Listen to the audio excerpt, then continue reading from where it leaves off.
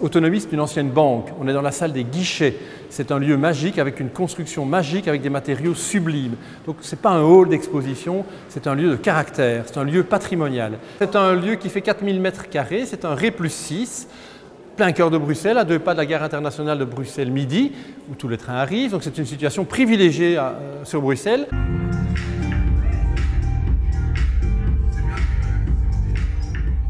Ça a été après un service de l'État d'indemnisation de victimes de guerre et jusqu'il y a 2014 c'était cela. Et puis après vide, c'est un bâtiment trop petit, même s'il a 4000 m² pour des services importants de l'État, ou trop grand pour des petits services. Et donc l'État n'en a pas d'affectation et puis voilà un certain sens de la communication, de convaincre les responsables politiques et administratifs qui gèrent ce dossier, de dire n'en faites pas un lieu vide, donnez-le. Les artistes, et cette période le prouve à souhait, en ont besoin pour exposer, pour montrer. Et c'est là tout mon talent d'essayer de mettre le lien entre effectivement les artistes et des lieux qui effectivement souvent, parce que les responsables du lieu sont effectivement l'État, c'est effectivement l'État, me dit oui on a tellement de demandes mais c'est peu précis, ça fait peur. Mais effectivement un indépendant comme moi qui a monté des choses, ça les rassure et donc c'est ce qui permet d'ouvrir les portes tout simplement. Fondation pour les arts parce qu'effectivement c'est d'abord un esprit de collectionneur que je suis inévitablement. Et effectivement, c'est la diffusion de choses d'abord que j'aime. Je ne suis tenu à aucune règle, c'est une liberté totale, quel que soit le médium, quelle que soit la forme, quelle que soit la dimension, c'est d'abord des coups de cœur. Et après ça, effectivement, c'est des invitations, ce sont des invitations. Et l'œuvre qui est derrière moi, effectivement, c'est de Brigitte Bouquin-Céleste, qui est une artiste qui nous a quittés malheureusement il y a peu. C'est la première artiste que j'ai exposée lorsque vraiment je me suis donné presque corps et âme, en 2010, à créer des expositions. Je ne suis effectivement pas artiste, je n'ai aucun talent, la feuille blanche reste blanche, le tableau noir reste noir, le bloc de pierre reste pierre, je ne sais rien en faire. J'ai simplement une envie de dialoguer, et ça je sais peut-être le faire, et je sais faire dialoguer les œuvres. Une gravure peut parler avec une tapisserie, une installation textile peut parler avec une peinture. Ça je peux arriver, je pense, et depuis 10 ans ça m'exalte. Depuis 10 ans ça me donne une totale autonomie.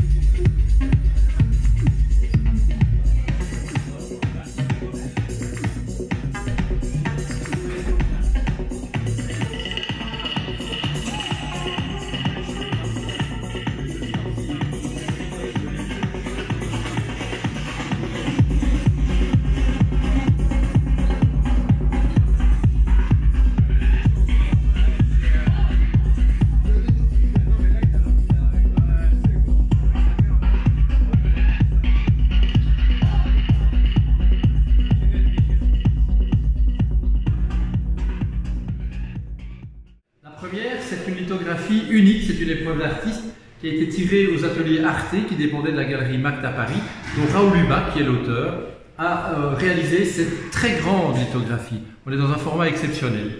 On est sur approximativement 1,20 m sur 1,78 m. Et donc c'est une œuvre qui, moi, m'a tout de suite parlé, que j'ai eu l'occasion d'acquérir, je n'ai même plus la période, mais qui m'a tout de suite parlé parce qu'elle correspond parfaitement au sillon, au corps, au torse de Raoul Hubac. Et dans un travail que nous avons réalisé pour une exposition qui était anniversaire, pour le 100e anniversaire de la naissance de Raoul Hubac, nous avons réalisé à Angers. Pourquoi Angers? Parce que Raoul Hubac a aussi travaillé essentiellement l'ardoise, aller chercher ses ardoises à Angers, dans une carrière tout à fait réputée. Et la mairie m'a demandé de monter une exposition sur Hubac.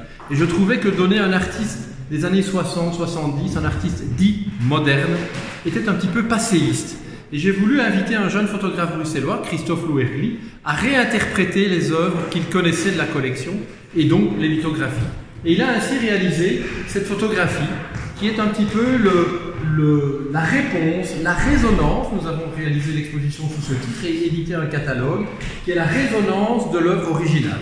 Alors c'est une interprétation personnelle, elle est faite d'un œil, l'œil du photographe. Ils sont de 2 générations, voire 3 générations différentes. Raoul Hubac est du début du siècle passé, Christophe est né fin du siècle dernier. Et donc, il y a là effectivement quelque chose que j'aime, c'est une vision identique d'un objet, mais de manière tout à fait personnelle.